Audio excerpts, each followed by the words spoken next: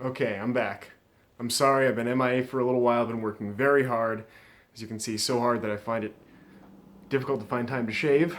But, a lot to talk about. And if you read the title of this video, I think it's important to note this won't be the first time. That's what my system means. This was very easy to do. And I wasn't even all the way done with analyzing all of Throne of Eldraine. I was just looking for content and realized that I had this opportunity. But, so here's the full story. I've been trying to film this video for like a week now, but a little while ago, I read a thread on Reddit that said Robber the Rich is now the most popular mythic in the Mythic Championship. I don't know if that means pro players watched my video or not, but I thought, I think it'll be interesting if I tell them what the most powerful card is so far in Throne of Eldraine. Not Robber the Rich, by the way. But then in making that video, which by the way would have been for Harmonious Archon, I had the deck idea for, there was so much more to it. It was, undercosted, and then also I thought it was a little bit broken. And I was like, well, this might warp standard because this deck seems pretty easy to make. But I didn't want to, I didn't have the money, I didn't have the time to play test and everything. But then I was just like, I got to do this. I've got to at least draft up the deck, not draft, but like make up the deck and, try to see if I can't get something out of it. So initially I wrote up the deck and talked to Corey about it. And this is the deck for Harmonious Archon that we'll be discussing here in this video. Don't worry, we'll get to all this. I'm just trying to, this is all kind of in chronological order. So then I was looking for more content to do, and I wanted to do the Harmonious Archon video, but in doing it realized that I really just needed to do the deck, the whole thing. And so I went to my local game store and tried to get them to, put the deck together and see if I couldn't play it with some of the standard players there. And they all looked at the deck profile and they were like, yeah, okay, we'll play you. But I just couldn't get it together. The game store didn't have all the cards and they wouldn't let me proxy for the tournament. So I came home and I tried to find some more resources, talked to some awesome people who made some great suggestions. Obviously, the first suggestion is always go play it on Arena, but I didn't have the money to, go through and pay for all the online cards, and it was a little tedious to play through all the quests and gather the gold and all that stuff. But then I had made the deck on tappedout.net, and they have a playtest feature, and I've been playing through, and I refined the deck a little bit, and I got it to pretty consistently turn 6 wins as a 60-card deck. Initially, I thought it was like a 62-card deck. I had some extra stuff in there. I was playing around with the strategies. But I narrowed it down to a 60-card deck. Pretty consistent turn 6 wins, which is nuts for standard. So today, in this video, I'm going to go over Harmonious Archon, tell you about the deck. It is down in the description below, so you can go check it out. Please, if you have the Arena resources, play it on Arena.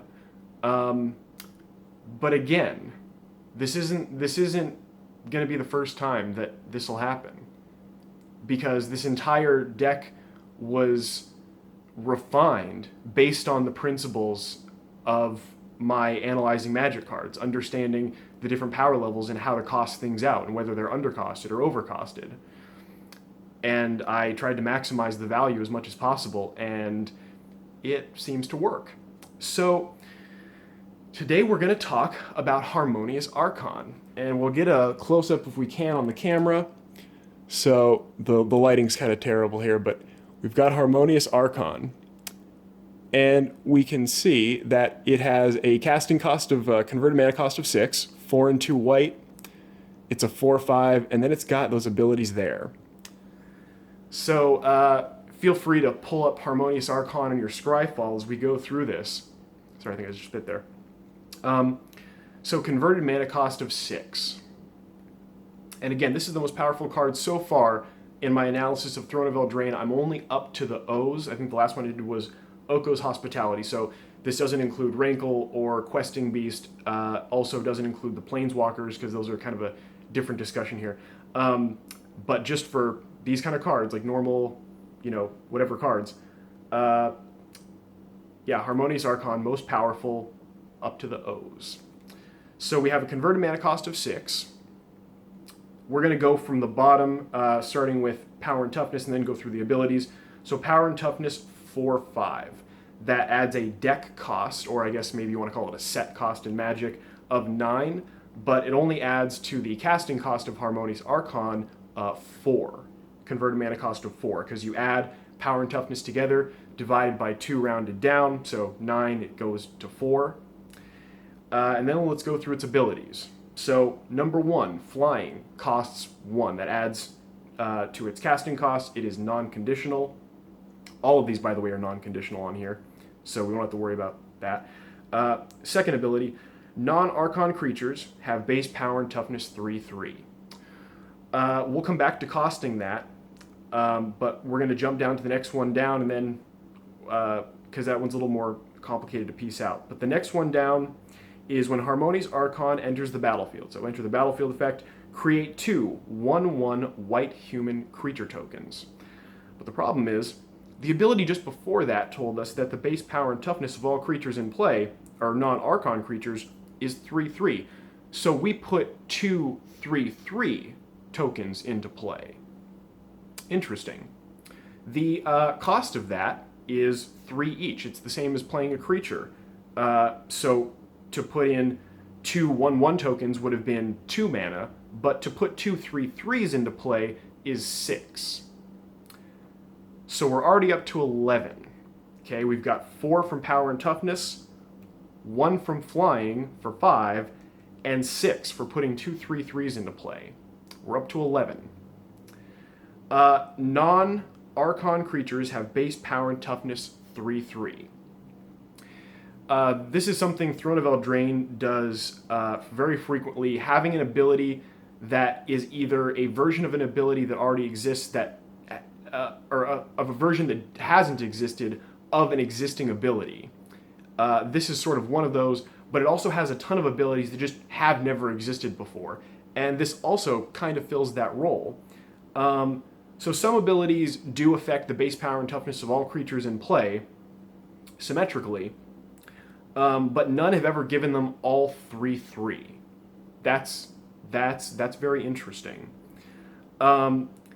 So looking through all the cards, thinking through all this, just to save a whole lot of time, I cost this out at 4, and the explanation there is being 3/3, 1 for each, and then 1 to make it global, as in symmetrically global. If it was non-symmetrical, then that would cost more. It would be a better ability. But I think a lot of times people look at symmetrical abilities and think they're bad, but this is one of those instances where it's not. And although this costs 4, I think this is actually kind of a broken ability. I would not include this in Magic. And so with the total 4 there, and again, it's 3 for the 3/3, 1 to make it global, we've got a total of 15 for Harmonious Archon. A casting cost of 15.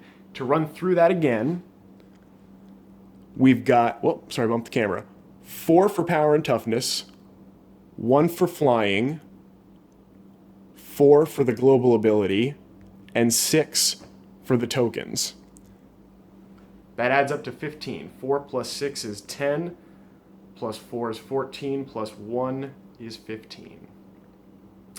But Harmonious Archon only has a casting cost of 6. So 15 minus 6 is 9. And this really stands out so far in Throne of Eldraine. There are some other cards that do, get up to that. I think there might be like 1/7. I think some of the 5s, Fervent Champion, Clackbridge Troll was a little complicated, but I think I costed that at 5. Feasting Troll King, I think I put it 5. A Layla, I'm pretty sure is 5. And then you've got, a little bit down, Robber the Rich at 4. But above and beyond all of those, power level of 9 is really insane. And then if you want to add up the deck cost for that, it's going to be 20.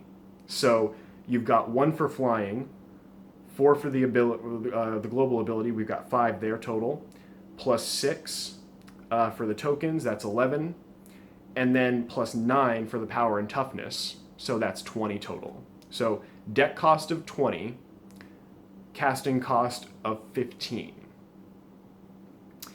And now let's get into why this middle ability is broken.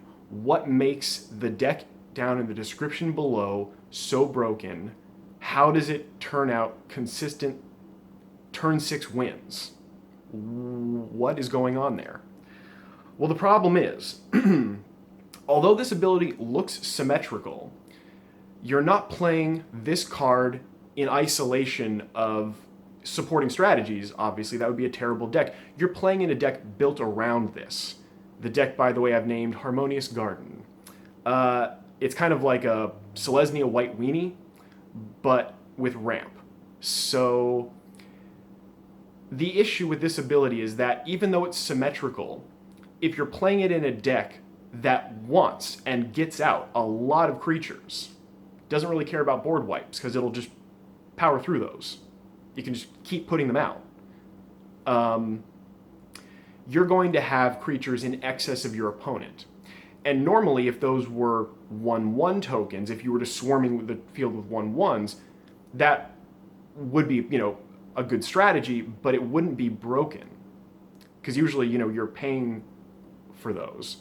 But this ability here, anything you have in excess of your opponent isn't 1 damage getting through. Whenever one of those attacks gets through, it's now 3. 1 second here. Whoa. So, it's 3. So, it's 3 times the amount of damage. And then, of course, anything else you put out into play that has a base power and toughness below 3/3 that's, costed on the card for that, let's say it's a 1/1, well, now you're getting the value of bumping that up for no cost at all. So everything you put out after Harmonious Archon in this deck pretty much benefits from this. Of course, by the time you get Harmonious Archon out, you already know it's about to be good game next turn. Your opponent thinks, wow, I've got to deal with this threat in the next couple turns or I'm gone. Well, it turns out, no, more like next turn. So those are my thoughts. And please, don't take my word for it. Copy the deck down in the description below, put it into Arena if you can, play around with it. I didn't put a sideboard up for it, so you can, customize it as much as you want. But I think this is going to warp Standard all around it, because the only answer to this deck is this deck. It powers through Azorius Control. It ramps faster than Simic ramp. I don't think Jeskai Fires has much for it. Also, mono red, it can deal pretty well with burn, because the ramp is sort of spread out between both its creatures and its land base, and it gets out lands frequently enough that even if it was set back with like creature destruction or something, some of which are actually in this deck a little harder to kill with, I think, Paradise Druid, because it's hexproof if it's untapped. A lot of this is hard to deal with. There isn't really an answer for this except playing this and just trying to outpace your opponent. And to me, that's not a healthy meta. So, I don't know if Wizards wants to ban Harmonious Archon. That seems weird, because they're really, you shouldn't have to ban a card like this. It doesn't seem that bad. But, again, in testing, I'm looking at about turn 6 wins here. Turn 6, turn 7 maybe. If you start bricking, maybe it goes on to turn 8 or turn 9 like what you would expect normally. But yeah, so this is pretty nuts. And that's kind of it for this discussion about the deck. If I have more thoughts later, I'll add them in. There is a little bit of a blue splash for Bant, but not much. Originally it had more. You could also maybe go a little bit Naya, maybe, but I think the one splash I have there is Dovin's Veto, and I only have like the one copy, so it's not even that much of a splash. But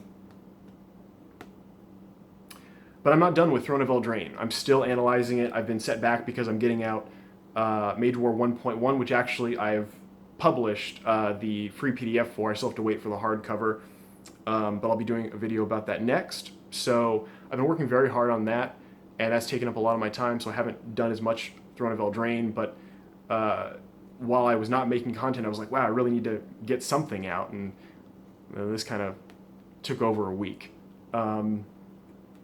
So whenever I finish Throne of Eldraine, I'll do that video, and there will be a ton more to discuss in that, because I'll also be going over some universals for costing for Magic, things like card cost and the principles of the equivalency of different costs, and standards for like, or just conventions for card type costs and things like that. So I'll be going over a lot. There's so much work I have to do. I don't know when I'm going to get to shave again, but we'll see what happens. So